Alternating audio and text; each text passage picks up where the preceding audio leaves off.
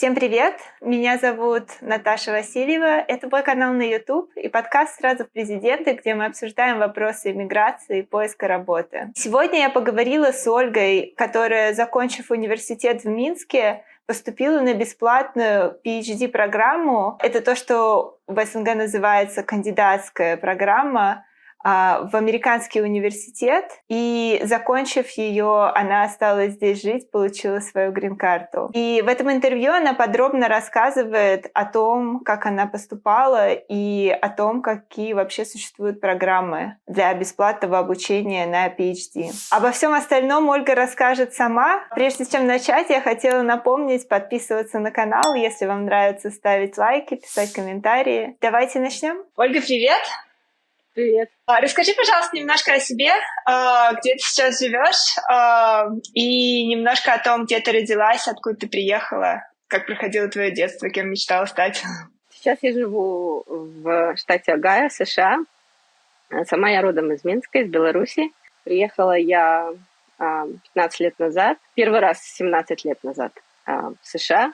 Когда я была студенткой, многие студенты в то время очень хотели поучаствовать в программе Work and Travel. Это были летние работы во время каникул. И первый раз после, наверное, третьего курса я поехала по такой программе в США. Мне очень понравилась страна, мне понравились люди. И после этого я загорелась идеей приехать учиться. А где ты была? В каком штате? Первый раз я приехала в штат Северная Каролина. Mm-hmm. И это были горы Апалачи, то есть это западная часть штата. Это очень красивое место, зеленое. Летом там не жарко, потому что в горах чуть-чуть повыше. Но это было такое хорошее место для первой поездки в США, потому что у тебя сразу остаются такие хорошие воспоминания. Когда я училась в Минске, я училась в обычной школе, в обычной семье выросла. Не было у меня каких-то там определенных планов, кем я хочу стать.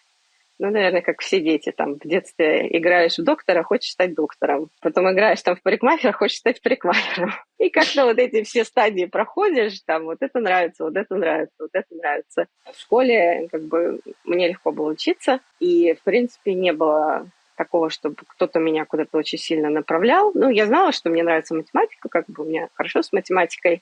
Иностранный язык мне нравился.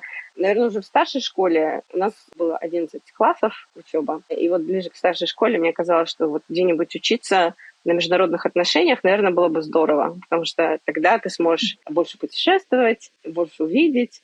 И как-то это меня привлекало. Но на международные отношения нужно было сдавать математику, иностранный язык, русский или белорусский язык. У нас было 2 государственных языка. А в итоге, когда пришло время поступать, туда я не пошла поступать, потому что конкурс был сумасшедший. С теми предметами, которые я собиралась сдавать, было несколько вариантов, куда можно пойти как альтернатива, да. И одна из альтернатив это был экономический факультет. Там нужна была математика, там нужен был иностранный язык. Так я оказалась на экономическом факультете Белорусского государственного университета. Мне нравилось там учиться, там было довольно интересно. И впоследствии своей жизни я связала в итоге с экономикой. Так получилось. Но я скажу, что чем больше я углублялась, в эту тему, тем больше мне это нравилось. Так сложилось, что то, что я выбрала, то мне нравится. То есть мне нравится то, чем я сейчас занимаюсь. Супер! Это очень здорово. Это, кстати, мне кажется, нечастая история, когда люди работают по специальности. Но это очень классно. Наверное. По разным причинам, да. А что ты делала после окончания? Ты сразу поехала в Америку или ты поработала какое-то время? Когда я приехала первый раз в Америку, мне понравилось, и у меня появилась такая идея, что, может быть, можно как-то поехать поучиться за границу. После этого первого опыта я стала целенаправленно изучать этот вопрос, какие существуют программы обучения, как вообще студенты едут учиться. К счастью, к тому времени уже был очень хорошо развит интернет, можно было искать, читать, находить. У меня не было знакомых, которые прошли этот путь и, например, поехали учиться, с кем можно было бы поговорить. Но я очень много искала какие-то форумы, какие-то чаты, какие-то группы стали тематически уже на тот момент создаваться. И поэтому, наверное, после третьего курса, когда я вернулась после этой летней программы, на 4-м курсе я уже активно изучала этот вопрос. И, как оказалось, существует довольно много программ, по которым можно поехать учиться, и много программ, которые являются бесплатными, по сути, для студентов. В тот момент я узнала про программы обмена, по которым студенты могли ехать учиться в США на год. Можно было, то есть это были программы Fulbright и программы Маски. Я знаю, что сейчас, по-моему, они уже закрылись, но тогда они существовали. К моему большому огорчению, когда на 4 курсе я о них узнала, и я стала читать про эти программы, я поняла, что я опоздала, потому что к ним нужно готовиться, нужно подавать документы. Документы подаются за год до того, как тебя принимают на программу, и ты едешь учиться. По-моему, они не брали учиться студентов, которые идут последний год обучения, то есть 5 курс. Поэтому, находясь на 4, мой поезд ушел. А подожди, учишься ты там в своей специальности или ты учишь что-то другое? А в своем вузе это засчитывается или это академ? Я не помню подробностей, как это было. Я думаю, что, возможно, это не засчитывалось в белорусском, например, вузе или в российском, потому что эти программы существовали на всем постсоветском пространстве. Можно было, то есть по своей специальности это точно, но я знаю, что много их смежных таких каких-то специальностей. Наверное, можно было пойти и что-то такое смежное поучить год и потом вернуться. То есть в Америке это такая популярная тема, когда ты ищешь, пробуешь что-то там, смотришь. Вот. Все, на те программы я не успела. Конечно, это было такое первое разочарование. Я думала, боже, какую классную штуку я нашла, и оказалось, что я на нее не могу подать. Да, но это еще больше разогрело интерес и задор. То есть, наверное, нужно копать и продолжать копать, и в итоге что-то найдется, куда я подойду, да. И так я продолжала читать, изучать, и я не помню, какой это был момент, но это был 4 курс университета в Беларуси, когда я попала на сайт. Этот сайт назывался gradus.org. И это был просто какой-то волшебный сайт, потому что на нем студенты писали статьи о том, как они поступали учиться в аспирантуру США, как они учатся, и как это может сделать просто любой человек. То есть первый раз, когда я все это прочитала, мне показалось какой-то сказкой. Такого не может быть. Я таких людей в жизни не встречала, и как-то это звучит too good to be true, да? И этот сайт я стала читать вдоль и поперек, и слева направо, и по диагонали. И за короткий срок очень много информации я изучила. То есть там все подробно. Это были студенты-аспиранты, которые, я так понимаю, на каких-то таких добровольных началах. Ничего они не зарабатывали с этого сайта.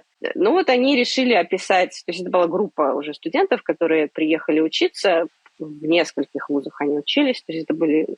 Как-то они нашли друг друга, может быть, где-то они до этого общались. Но они создали такой русскоязычный источник, и там прямо от начала, то есть ты берешь, открываешь первую часть. Первая часть – это что нужно, значит, чтобы поступать в аспирантуру в США. Значит, тебе нужно сдавать TOEFL, тебе нужно сдавать GRE, тебе нужны рекомендательные письма, значит, какие существуют общие дедлайны для поступления. И потом, и дальше ты продолжаешь читать, значит, как сдавать TOEFL, значит, как люди готовятся, как они его сдают, какие нужны баллы проходные. И так буквально по каждому пункту ты читаешь, потом, значит, первый тест, второй тест, рекомендательные письма, подача документов, получение ответов, поход в посольство, и все поэтапно. Значит, что я сделала? Я подумала, можно же попробовать. То есть те программы, значит, замечательные, на них я уже не попадаю никак, а тут, получается, нет никаких требований. В смысле, что нет какой-то определенной программы, куда ты подаешь документы, потому что, по сути, ты все делаешь сам, от начала и до конца. Ты выбираешь университеты, ты сдаешь экзамены и ждешь ответа. И нигде не было написано, например, что нужно иметь на момент поступления, что нужно уже иметь законченное образование, то есть нужно иметь диплом. То, что я читала, то есть я стала читать, заходить на сайты американских университетов, искать экономический факультет и читать именно про их graduate programs, то есть про аспирантуру. И приблизительно как бы сайты были разными, но информация на этих сайтах, она часто совпадала. То есть они писали про требования к поступлению, про экзамены. Необходимо было предоставить диплом и перевод на момент, когда тебя уже взяли, и то есть тебя уже приняли на учебу, и вот как бы перед началом учебы нужно было подтвердить, значит, что у тебя есть высшее образование. Вот. И по моим расчетам оказалось так, что то есть у меня есть год, чтобы поступать. Делать это я могу на 5 курсе, и, значит, к концу 5 курса я получу какие-то ответы из университетов. Ну, то есть либо отказ, либо кто-то меня возьмет. И я решила попробовать. Проблема заключалась в том, что в Минске на тот момент нельзя было сдавать TOEFL и нельзя было сдавать GRE. Не было, это были, по-моему, американские образовательные центры, ну, то есть это какой-то был collaboration, значит, американских тестовых центров, да, с тестовыми центрами в других странах. И план мой был такой, значит, я поехала 2 раз в США летом после 4 курса, опять же, по программе Work and Travel, и я решила, что когда я буду в США, то я могу как бы в США сдать TOEFL. И получить этот результат. И потом, когда я уже соберу все документы, у меня будет TOEFL. И поэтому летом, значит, 2 лето в США, я купила такой вот толстый учебник TOEFL, подготовка. Они все очень толстые, эти книжки. И стала просто решать вот эти пробные задания. Там есть, там были вопросы, как бы, с вариантами ответов, вопросы, там, где ты должен написать сочинение, ну, как-то что-то, хотя бы, чтобы иметь представление о тесте и о его структуре, и хоть как-то пополнить свой словарный запас, потому что все-таки в тесте не разговорный английский, а такой, как бы, академический. И в конце лета я 1 раз пошла сдавать, значит, TOEFL. В том месте, где я работала, опять же, это была Северная Каролина, ближайший университет, то есть тест можно было сдавать в университете. Там просто были как бы такие классы с компьютерами, и на компьютерах, ну вот несколько часов он длился, я уже точно не помню. Может быть, 2 либо 3 часа, не помню. Ну, в общем, как бы рано утром вот можно было приехать, заранее записаться на этот тест и сдать его. И результаты тогда присылали, мне кажется, по почте. В конверте письмо приходило. И когда на тест регистрируешься, там можно было указать, значит, 3 университета, куда они отправят результаты теста. Я на тот момент еще не знала вообще, куда я поступаю, какие университеты, поэтому я ничего не указала. Как бы я просто указала, что пришлите мне результат домой. Вот, и все. Месяца 2 было от момента сдачи до результата. И я подумала так, что если я получу какой-то такой результат, ну, не совсем провальный, то я попробую поступать как бы. Но с провальным результатом понятно, что шансов у меня нет, и поэтому подавать даже, наверное, не стоит. Вот. И результат пришел довольно неплохой. То есть у меня было, по-моему, 101 балл из 120. И я подумала, что надо попробовать. Вот.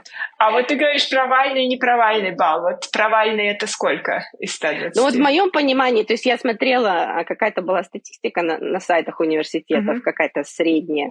Вот, и ну, что-то такое мне казалось меньше 100, наверное, вот это было провальное. А тут у меня было вот 101, я подумала, ну 101, вот как бы прям не провальное, вот такое на границе. То есть можно попробовать. Еще один вопрос по поводу языка. Вот то, что на экономическом факультете это не профильный предмет. Вот, ну, я понимаю, что ты 2 раза уже к тому времени была в Америке по Work and Travel. Насколько у тебя был хороший уровень языка до того, как ты 1 раз поехала? И насколько вот помогла вот эта Work and Travel с тем, чтобы начать говорить на языке и понимать и так далее? Work and Travel помогла начать говорить. Вот этот барьер, который, наверное, есть у всех иммигрантов, когда ты боишься отвечать, боишься что-то говорить, потому что тебе кажется, что сейчас вот я неправильно скажу, и меня не поймут, или меня не так поймут. Ну, то есть, да, тот уровень языка, который был после, значит, белорусской школы и 2 курсов белорусского университета, он, конечно, был недостаточный. Ну, он был какой-то вот минимальный. При этом, мне кажется, тот язык, которому нас учили, это был все-таки британский английский, а не американский. И поэтому первый раз в Америке, то есть я могу сказать, что я не могла прочитать меню ресторана, в котором я работала, потому что я не понимала, я понимала там, например, бургер, да, но все, что помимо бургера там было, как бы, это был темный лес для меня. И мне просто американцы сидели и объясняли, значит, вот это, что вот это такое, так вот, прямо по строчкам. Вот, но, конечно, полезный язык слушать, то есть полезно слушать native speakers, вот помимо этого барьера, который существует, все-таки, мне кажется, как-то уши должны быть натренированы перед тем, как ты начинаешь понимать вообще разные акценты, интонацию, ты улавливаешь. То есть язык это такая многофункциональная, какая-то многосторонняя вещь. Вот, и когда мы говорим про то, чтобы там хороший язык или там слабый язык, вот тут много всяких аспектов. То есть ты, может быть, читаешь, да, но ты не понимаешь речь на слух. Или бывают люди, которые у них хорошо со слухом, например, они как-то хорошо слышат, могут улавливать, да, но сказать они, то есть в ответ они не могут сказать. Ну, конечно, как бы 3 месяца и потом еще следующие 3 месяца лета они помогли. Помогли ли они в подготовке к тесту? Я скажу, что не так сильно, наверное, как может показаться, потому что все-таки тест это знание как бы какого-то академического языка, да, то есть там нужно знать структуру, нужно готовиться именно вот раз, два, три, то есть как бы как писать сочинение, там должны быть 3 части, там, вступление, основная часть, заключение. А потом там есть целый список слов, которые ты просто должен использовать, чтобы показать, как ты можешь связывать предложения в тексте. То есть когда у тебя там otherwise, unlikely, там и все такое прочее, и ты просто эти слова как бы вставляешь, вот как молитву, да, читаешь, вот ты вставляешь в это сочинение. Ну и это, я думаю, что на это действительно смотрят, как бы, и это действительно добавляет баллов сдающим тесты. Вот. Помимо того, что есть как бы целые списки слов, которые люди просто учат для того, чтобы сдать хорошо вот эти языковые тесты. Ну, в смысле, какому-то уровню владения языка соответствует какой-то определенный список слов. Да. Окей. Вот поэтому, да, подготовка к тесту нужна в любом случае. Даже тем людям, которые, наверное, как бы хорошо знают язык, могут отвечать и говорить. Вот, но тест это все-таки не разговорный английский.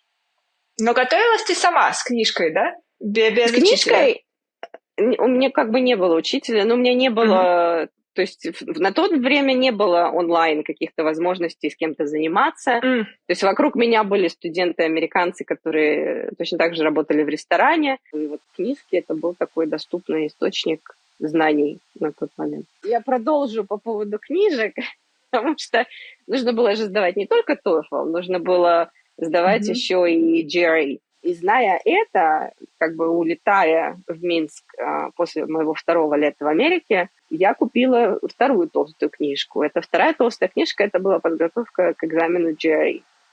Значит, поскольку сдавать его в Минске было негде, и книжки купить на английском языке тоже было довольно проблематично, мне кажется, на тот момент, то книжки я везла как бы из Америки. Вот. И вот по этой второй книжке я готовилась ко второму экзамену GRE, который, то есть когда я получила результат TOEFL, я поняла, что, наверное, шансы есть, то мне стоит сдать вот, значит, этот второй экзамен. Со вторым экзаменом было сложнее, потому что как бы из Америки-то я уже улетела, и я была в Минске, и мне нужно было где-то куда-то ехать его сдавать. Можно было делать поиск на сайте, вот, и ближайшее... То есть я искала как бы по датам. Дедлайны, значит, в американские университеты это осень. То есть осенью подают документы, потом весной принимают результаты, и весной же как бы сообщают, кого приняли, а кого нет. И поэтому где-то вот до конца ноября, до начала вот этих праздников, Thanksgiving и потом там декабрь и Christmas, нужно было, значит, все это сдать и отправить. И я помню, что я регистрировалась на тест, по-моему, это был, наверное, конец октября, начало ноября. Тест я поехала сдавать в Санкт-Петербург. Вот, это было, наверное, ближайшее по датам, как бы по availability, где можно было сдавать. То есть у нас был поезд, который вечером выезжал из Минска, и где-то в 5-6 утра он приезжал в Санкт-Петербург, и тест тоже длился несколько часов, и начинался он рано утром. Мне кажется, что там в 8 утра, ну, как-то очень рано. То есть там буквально доехать от вокзала, тоже это было на компьютере. Я не помню, это был университет или какая-то библиотека. Ну, как бы там были компьютеры, вот ты приходишь, там тебя проверяют, значит, ты это или не ты, похож ты или не похож на себя по документам. Потом ты садишься, тебе включают тест на время, вот ты его пишешь. И так я сдала второй тест. Мне кажется, результаты пришли, может быть, немножко быстрее. На тот момент я уже знала, как бы я выбрала 3 университета. Я решила, что я буду поступать, подавать документы в 3 университета. И эти 3 университета, это были 2 университета в Северной Каролине, поскольку как бы я знала штат, хотя бы какую-то часть штата я там была. То есть не просто, что совсем незнакомое место. И один университет я выбрала в Вашингтон, Ди-Си, потому что Вашингтон, Ди-Си тоже такое место, где как бы один раз я побывала на обратном пути домой, как студентка, то есть я заехала там посмотреть буквально на 1 день. Вот, значит, подавала я документы в UNC Chapel Hill, это University of North Carolina, Duke, который находится там же рядом, и третий это был Georgetown University, это Вашингтон, Ди-Си, как бы там. Значит, весной стали приходить результаты. Мне кажется, присылали письма, но и присылали имейлы тоже. Как бы официально это было вот письмо, которое приходило по почте. И сначала пришел один отказ из Дюка, первый. Потом пришел, мне кажется, имейл из UNC, и буквально как-то сразу пришло письмо. То есть они написали имейл и письмо. И третьим пришел отказ из Georgetown University. Вот. Как бы пришло письмо о том, что вы приняты на PhD-программу по экономике, и я так как-то... то есть я поступала, это был такой эксперимент, можно сказать. То есть я не думала, что из 3 университетов куда-то меня возьмут. Но в итоге взяли, и я так еще стала задумываться, как бы, может быть, я не хочу никуда ехать. Как-то совсем далеко и одной совсем грустно. Но на тот момент, мне кажется, мои родители уже столько они наслушались моих этих переживаний по поводу сдачи тестов и подачи документов и всего остального. Я сказала, как бы зачем ты все это делала, если сейчас ты тут сидишь и раздумываешь, ехать тебе или не ехать. Давай-ка ты уже едь, раз ты затеяла такую кашу. Вот. И так вот я собралась, и в августе 2009 года я прилетела учиться в Северную Каролину в UNC Chapel Hill. Класс. А скажи, пожалуйста, про GRE еще немножко. Насколько сложно было к нему готовиться? Насколько сложно... туда, насколько я понимаю, входит несколько предметов, да? Там есть математика, чтение, основное это язык. Как бы там есть языковая часть. Она, в принципе, если ты готовишься к TOEFL, то как бы она очень сильно, мне кажется, overlap с вот этой частью в GRE. Структура похожая, то есть там есть вопросы как бы multiple choice, там, где ты выбираешь варианты ответов из предложенных. По-моему, там было сочинение, так же, как и в TOEFL. Может быть, там не было speaking части. Я знаю, что как бы эти тесты менялись со временем, то есть там что-то добавляют, что-то убирают. Но такие как бы большие блоки того, что там тестировали. Вот в TOEFL тестировали чтение, письмо, разговорная речь. В GRE, мне кажется, не тестировали разговорную речь, но там тоже было чтение, там тоже было письмо. Вот, но второй, то есть там вот это первая часть, вторая часть это была математика. Математика, в принципе, несложная. Сложно, значит, отвечать на математические вопросы на английском языке.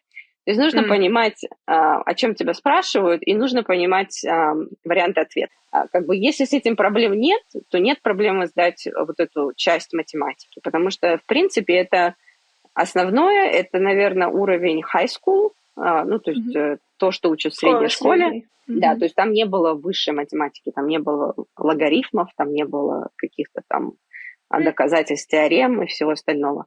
Вот. Но, мне кажется, основная проблема – это вот язык. То есть если проблема с языком, то тогда сложно сдавать даже математическую часть. Вот. У меня было слабое, вот в GRE как бы у меня был слабый балл по языку, но у меня был хороший балл по математической части. То есть там они дают балл, и они дают процент, в какой процент ты попадаешь. Процент у меня был что-то там 96, может быть. Я не хочу соврать. Мне кажется, не 98, но вот он был где-то выше 90, довольно высокий. По математике? По математике, да. Вау. Но как бы, опять же, я хочу сказать, что эта математика была школьного уровня. То есть если со школьной математикой, да, все в порядке. Если немножко с языком, то есть есть термины на английском, нужно понимать там деление, сложение, вычитание, проценты, задачи, если там какие-то вычисления, какие-то простая, может быть, статистика. Вот так. А какой у тебя балл был, ты не помнишь? Я не помню, я даже не помню, какая там была шкала. Мне кажется, что-то они из 700, что-то, может быть, 760 был максимально. Надо было посмотреть перед встречей. Ничего страшного. А помимо этого еще что-то ты отправляла в университет? Еще какое-то эссе, возможно, нужно было писать, почему ты туда хочешь? Да.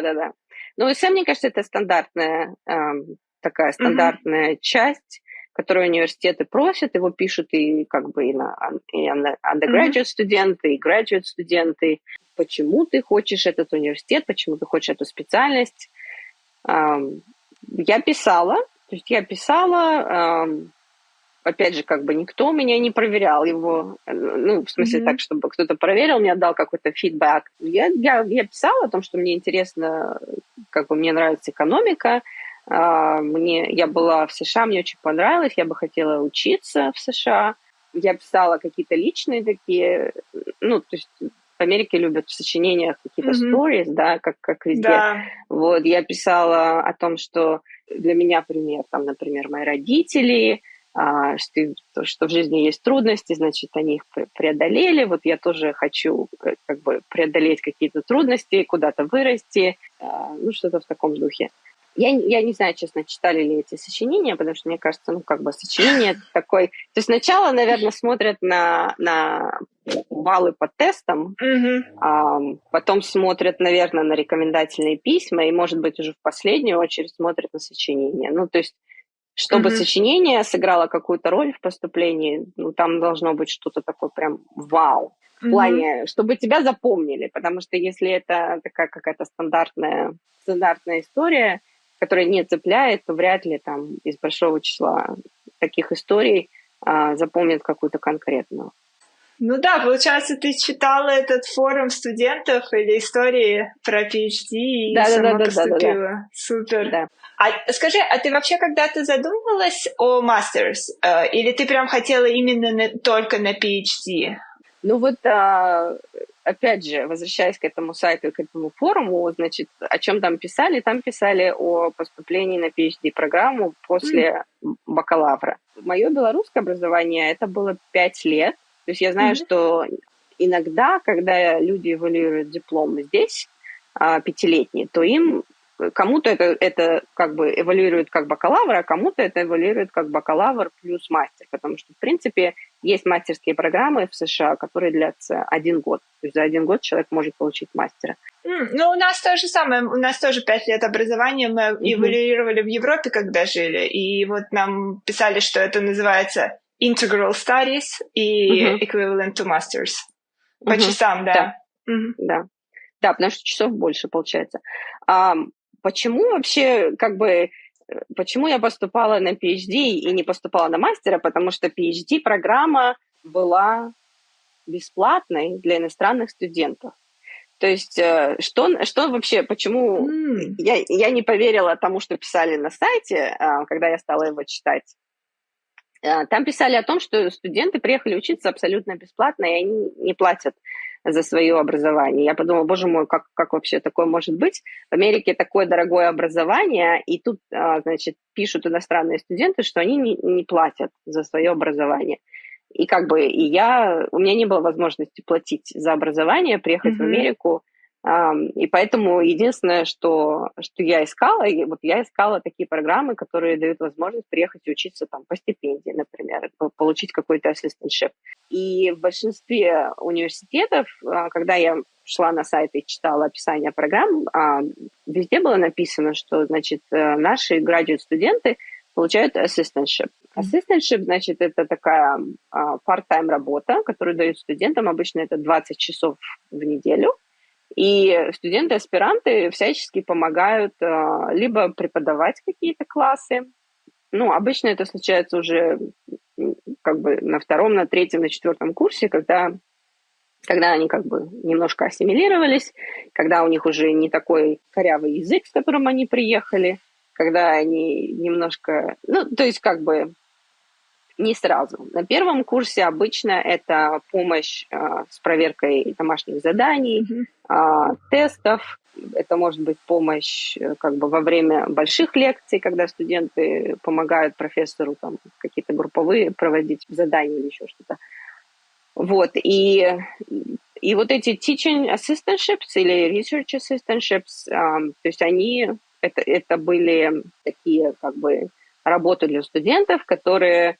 То есть университет, который принимал иностранного студента на учебу, высылал форму, с которой студенты шли потом в посольство получать визу. Эта форма, я не помню, это I-20, наверное, была форма, которой университет писал. То есть там была строчка, например, стоимость обучения вот такая, tuition вот такой, и вот этот assistantship, значит, то, что мы будем платить студенту, он вот такой. И получалось, что assistantship покрывает, значит, твой tuition, и в итоге ты должен 0.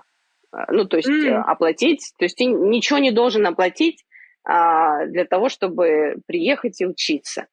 И вот это была самая главная форма, которая позволяла студенту прийти в посольство и сказать, что значит, я поступил в университет, я буду работать в университете, университет будет платить мне стипендию, эта стипендия, значит, покрывает стоимость обучения, пожалуйста, дайте мне визу. И в посольстве говорили, окей, значит, отлично, поздравляем, ваш университет, значит, покрывает вашу стоимость обучения, вот вам студенческая виза. Вот. И вот такую форму мне прислали из университета, и с такой формой я пошла в посольство получать, значит, студенческую визу. Класс. А проживание и там питание, они как-то вот покрывали? Это все... Нет, это все студент уже делал сам. Ну, как бы вот этой стипендии теоретически хватало на то, чтобы снять комнату в общежитии. То есть первый год это не было требованием, но поскольку как бы я никого не знала, и куда я ехала, я тоже не знала, я стала на сайте университета, ну, там был какой-то имейл, значит, с информацией для студентов, которые приезжают учиться, значит, вот здесь мы предоставляем проживание в общежитиях, вот здесь, значит, у нас там столовые, вот здесь у нас библиотека, еще там что-то, еще что-то. То есть можно было заранее забронировать жилье на год. И я вот через сайт университета стала искать себе комнату в общежитии. Ну, общежития университетские, это были такие двухбедрумные апартменты. То есть там, значит, 2 студента. Ну, если ты никого не знаешь, то университет просто сам подбирает тебе румейта, и вы вместе потом живете. И вот так, значит, я подала заявку, и мне университет подобрал комнату в общежитии на первый год. Потом обычно, когда первый год все уже познакомились, то на второй год студенты могут снимать квартиру. Это может быть там 3-бедрумная квартира, например, 3 студента будут жить вместе. Ну, по-разному. То есть у кого какие предпочтения и возможности. Вот. Но большинство, ну, кто-то жил, например, из нашего класса, у нас было, наверное, около 20 человек, которых приняли на первый курс. Потом, конечно, люди стали отсеиваться по разным причинам. Вот, но жили либо в общежитиях, либо снимали вот недалеко от кампуса какие-то апартменты тоже вместе и приезжали на кампус, например, на автобусе. А по деньгам это сравнимо или на кампусе дешевле? Это было сравнимо. На тот момент, например, комната в общежитии стоила $600 в месяц, и примерно столько же, наверное, она стоила, если снимать... одна бедрумная квартира стоила дороже. Но, например, двухбедрумная, если 2 человека берут двухбедрумную квартиру, то вот она где-то так стоила, наверное, 1200 в месяц. И получается, вот этот tuition, он, в смысле scholarship, он покрывал tuition, но он покрывал примерно все расходы на проживание и все остальные расходы, да?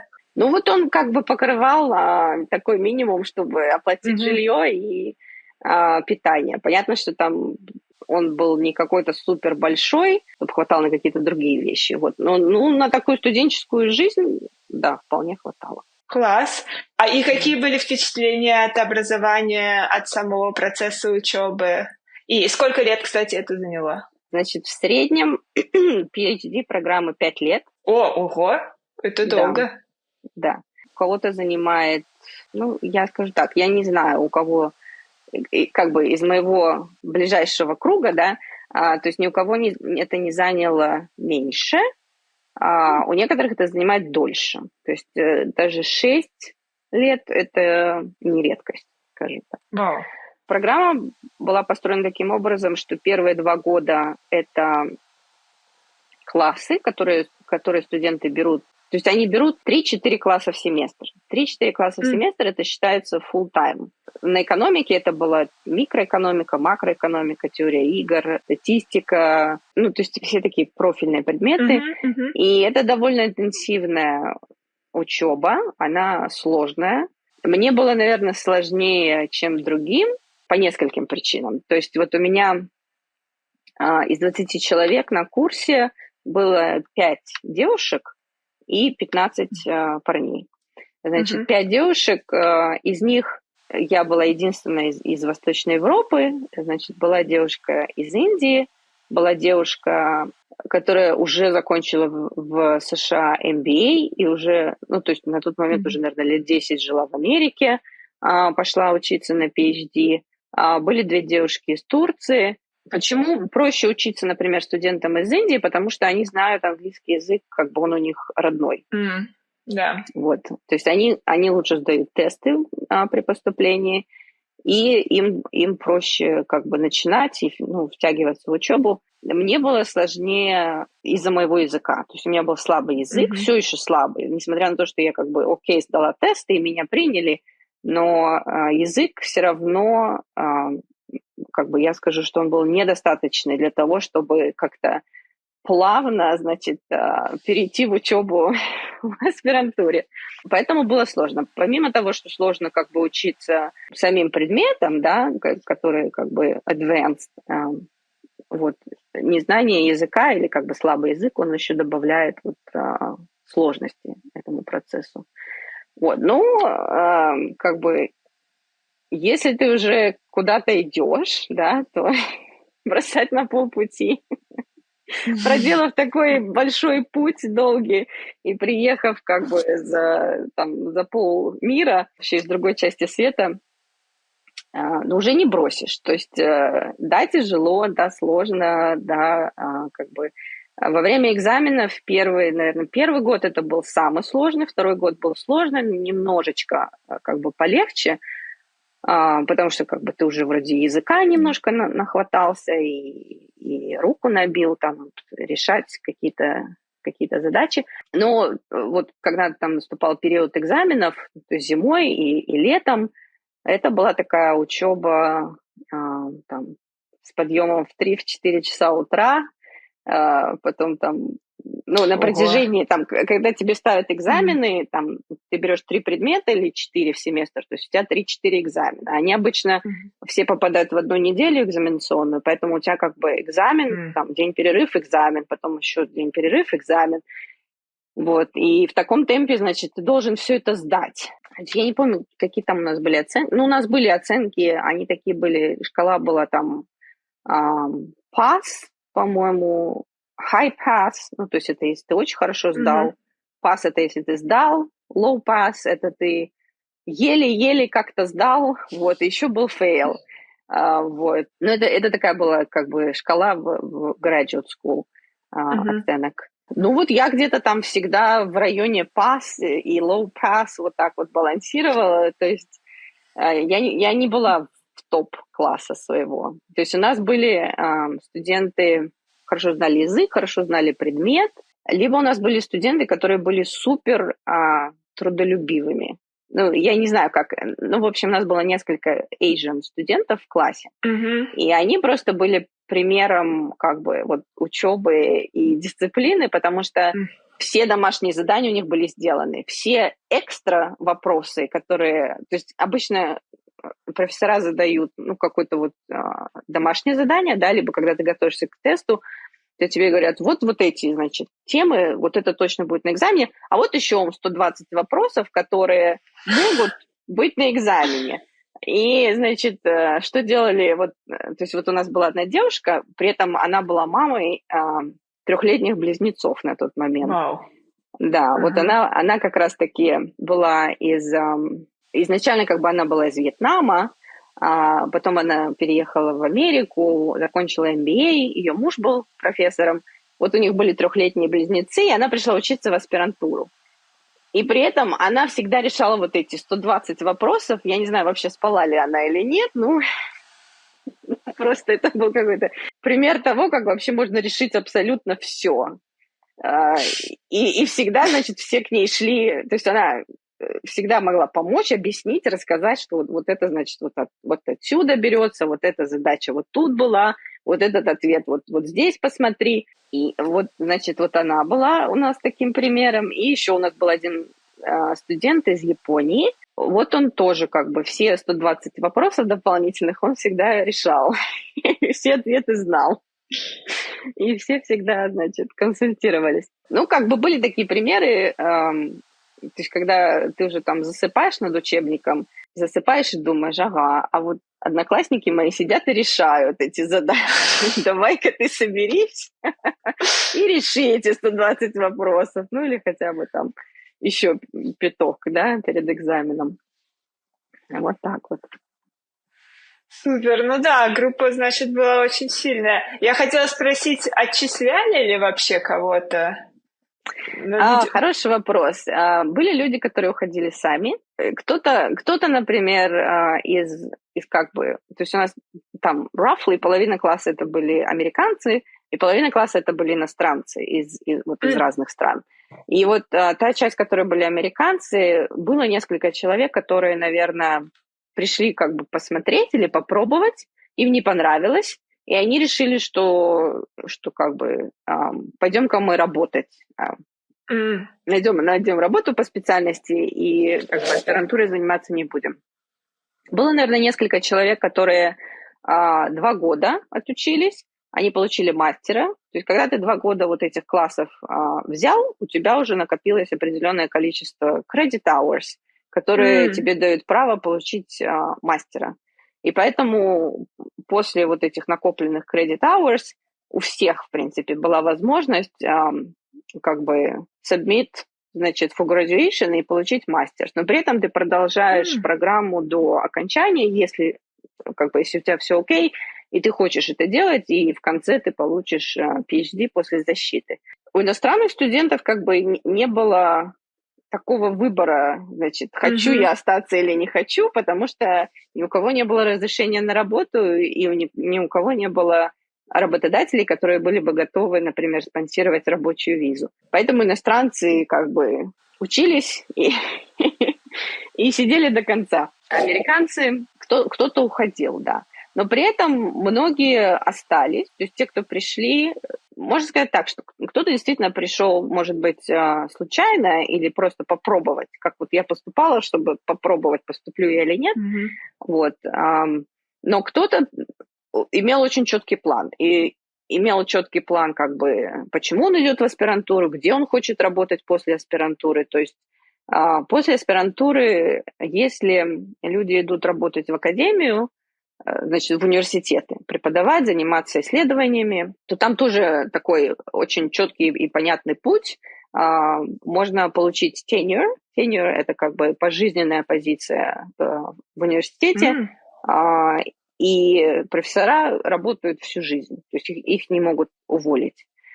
Даже так? И кто-то приходил в аспирантуру, уже зная, что, например, он хочет после идти работать в университет, хочет получить tenure, и как бы вот это будет профессиональный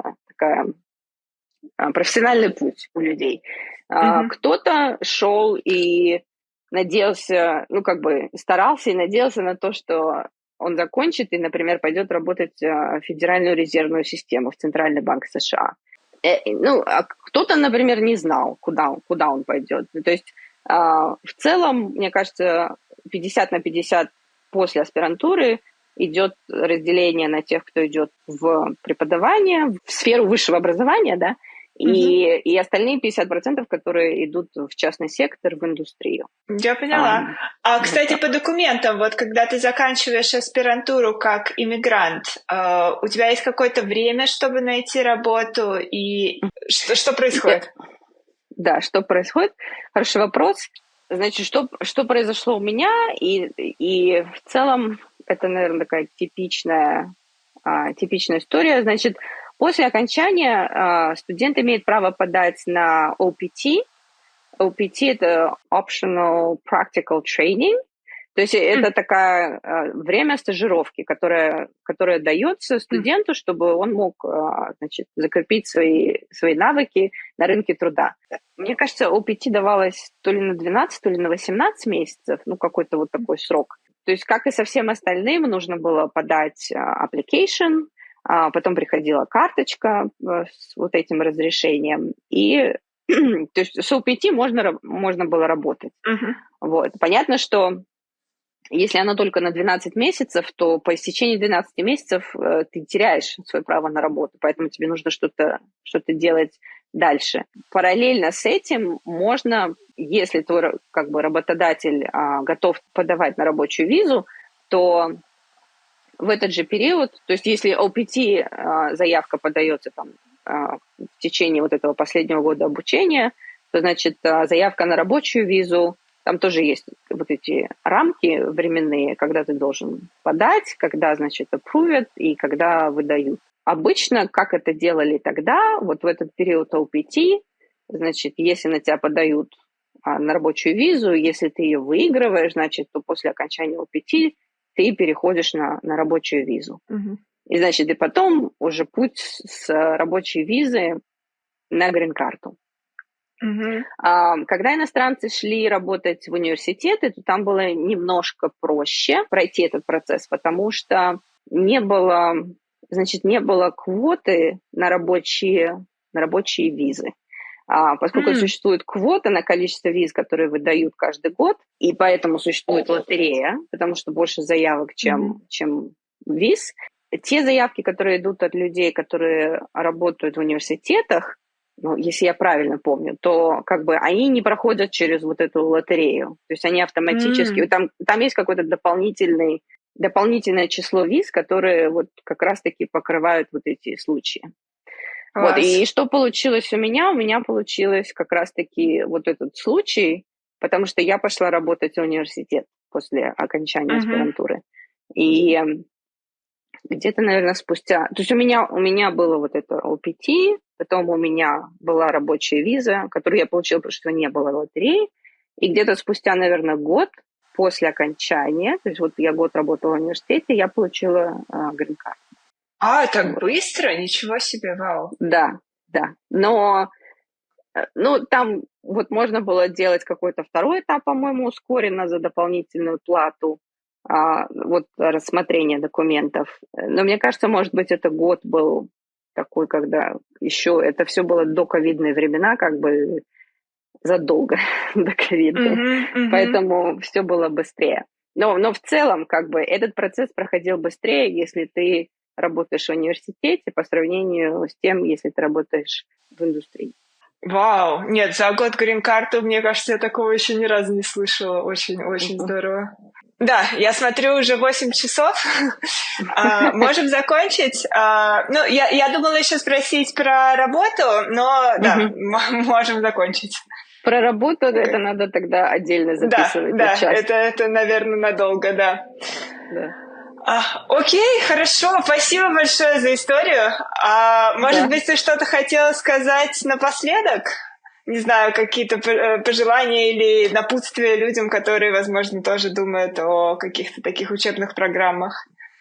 Я скажу, что страх и неопределенность присутствуют всегда. И как бы в моей истории, вот как мы про это не говорили, да, но можно сказать, что на каждом этапе был страх и была неопределенность, потому что ты не знаешь, как бы, куда в итоге тебя это приведет вообще, правильно ли ты какие-то шаги делаешь, зачем ты это делаешь.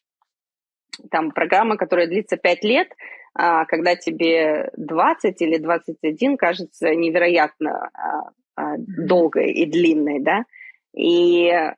Но потом, когда проходит время, а время проходит очень быстро, то ты понимаешь, что все как бы все твои страдания, переживания и как бы такой голый авантюризм, он в итоге был оправдан. И поэтому риск и страх, как бы, который присутствует в связи с этим риском, я хочу сказать, что это нормально, что это есть у всех. Не надо думать, что там есть какие-то люди, супергерои, которые вот чего не боятся, все делают, и все у них получается. Обычно, как вот тут в Америке любят рассказывать, есть такие success stories, да, но перед этим у тебя было там 5 провалов. И про провалы бывает, что никто и не рассказывает, либо, так они быстренько там провалился, поднялся, пошел дальше. Вот. Поэтому если кто-то как бы думает, сомневается, боится, то я хочу сказать, что надо пробовать, надо делать, даже если страшно, преодолевать себя. В общем, мне кажется, самое сложное бывает это преодолеть себя и свои страхи. Вот когда с этим справился, то тогда уже все возможно. Особенно в такой стране, как Америка, в принципе, и бывают и чудеса, и бывают какие-то вещи невероятные, которые никогда бы не подумал, что могут случиться, но они случаются. Поэтому бороться со своими страхами в первую очередь. 100%, да. Будет. Спасибо большое за беседу, тебе. Ольга. На этом на сегодня все. Если у вас остались вопросы, пишите их в комментариях, мы с Ольгой с удовольствием на них ответим. Или делитесь своими собственными историями, я всегда рада пообщаться. До встречи на следующей неделе. Пока-пока.